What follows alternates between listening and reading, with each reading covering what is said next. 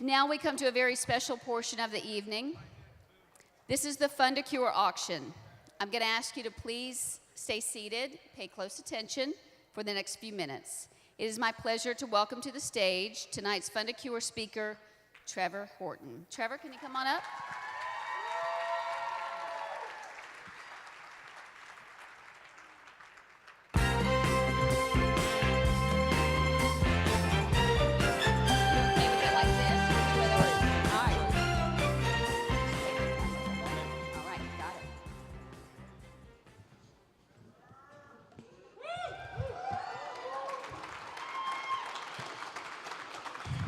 Good evening.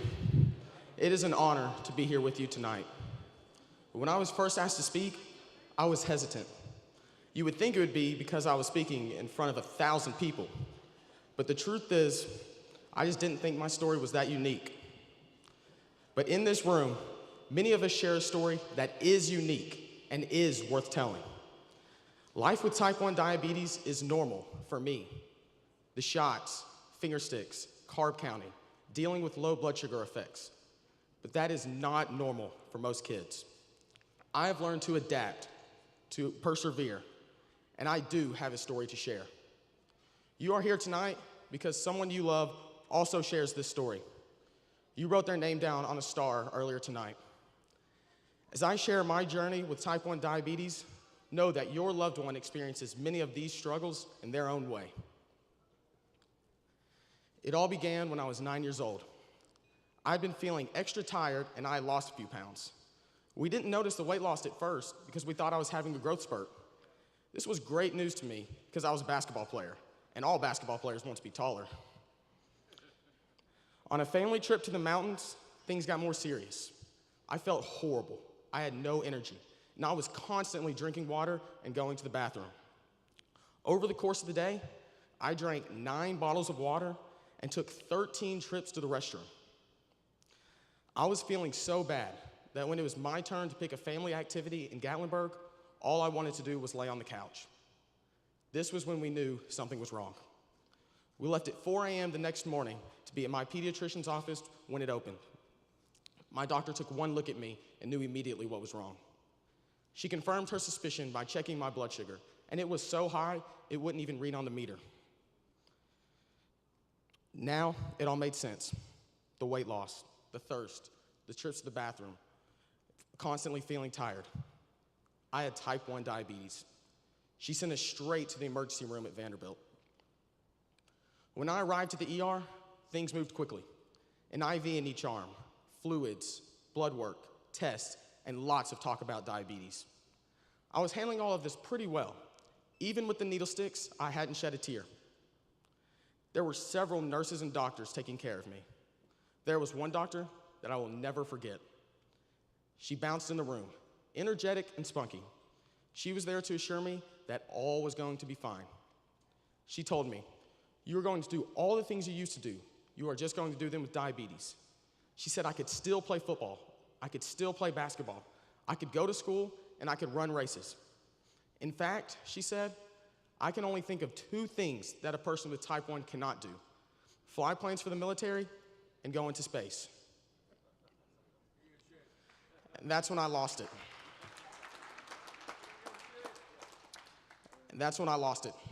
I was bawling.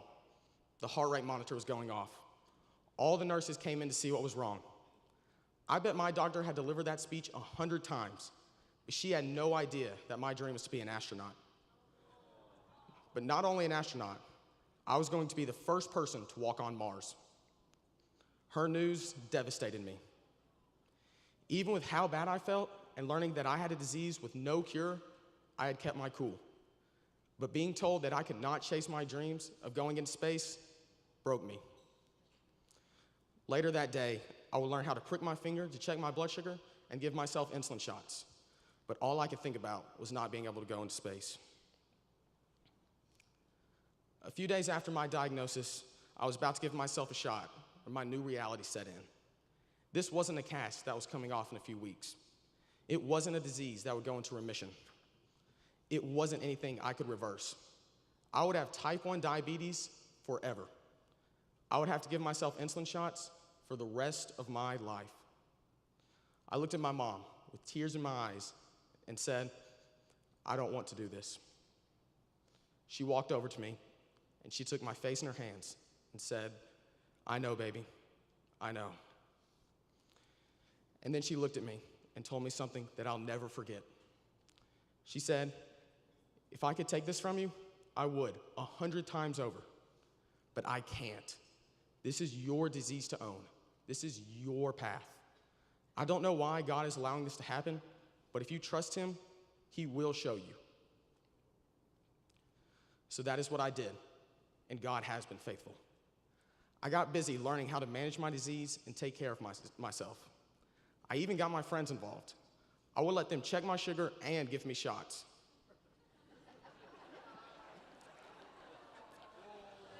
Being a bit of a prankster, I had fun with this. Right as someone was sticking me with the needle, I would yell and scream, ouch, ouch, ouch. They would freak out, and I would just laugh and laugh. Ironically, not even a year after my diagnosis, one of these friends was also diagnosed with type 1 diabetes. We were in the same class and on the same baseball team. So when he was diagnosed, not only did he already have an understanding of the disease, but he had a friend to lean on. I remember thinking, okay, God, I see how you're using me here. I would also figure out that being an astronaut was not God's plan for me. I've been on 5 surgical mission trips and now have a goal to become a pediatric surgeon.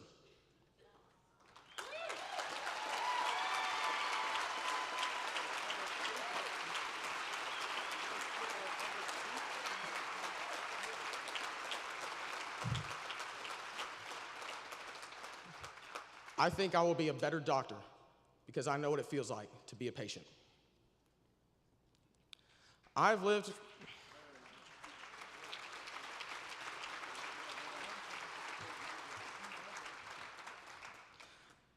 with type 1 diabetes for almost 9 years now, and it isn't easy. This disease requires constant vigilance. You must always know what your blood sugar is doing. It might be high or low, steady, or quickly changing. For me, the scariest of those is a low blood sugar because it can be deadly. Several years ago, I had one of those dangerous lows. After playing in a basketball tournament, I went home with my friend Stone to spend the night. At some point while I was sleeping, my blood sugar got low, really low, and I had no idea. The next morning, when I got out of bed, I took 2 steps and hit the floor. I had a seizure right in front of my friends. Stone told his mom, I know what to do. He took my lifeless hand, pricked my finger, and checked my blood sugar. It was 24. They called an ambulance, and the next thing I remember was waking up in the ER very confused. That was the scariest moment of my life. What if Stone hadn't known what to do? What if I hadn't woken up? I might not be standing here in front of you tonight. The good news is, because of the advancements in diabetes technology, that will probably never happen to me again. I now wear a device that monitors my blood sugar continuously. It reads my blood sugar every 5 minutes and shows me if I'm going high or going low. If I get too low, it sends an alarm to my phone and to my parents' phones. It used to be that my parents got up every night at 2 a.m. to check my blood sugar. Now, we can all sleep soundly, knowing it will wake us up if I am low. If I had had this device that night at Stone's house, I would have never had a seizure. This technology saves lives, and I have JDRF to thank for that.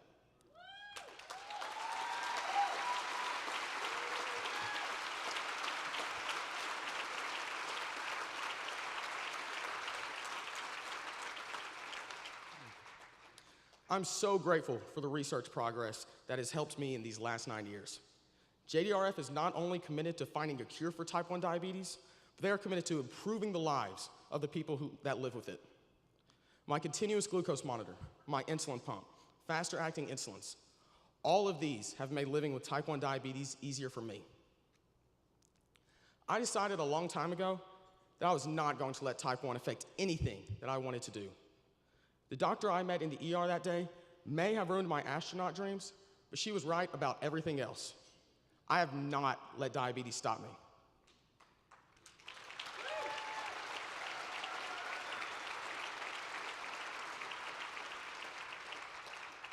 I have played 3 varsity sports, traveled the country, gone to camps, run races, participated in mission trips, and I just might get to attend my dream school, Duke University.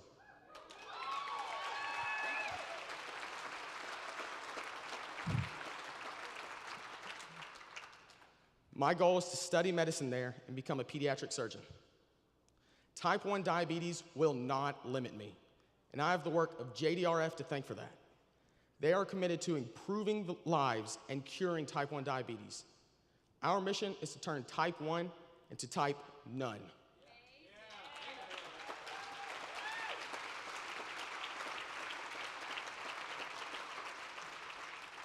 We all want a cure for this disease. We all need these life-saving research advancements to continue. Our future depends on it. Remember that star you wrote a name on earlier? Will you pick it up? Now, hold it high in the air. Take a look around. You are not alone in this fight. We are not alone in this fight. We may be under the stadium stars tonight, but it is the names on these stars that have brought us together. Every one of these stars has their own story, a story that deserves a happy ending. As we give you the opportunity to fund a cure tonight, remember these stars and the names on each one. Please give generously in honor of your star. Thank you.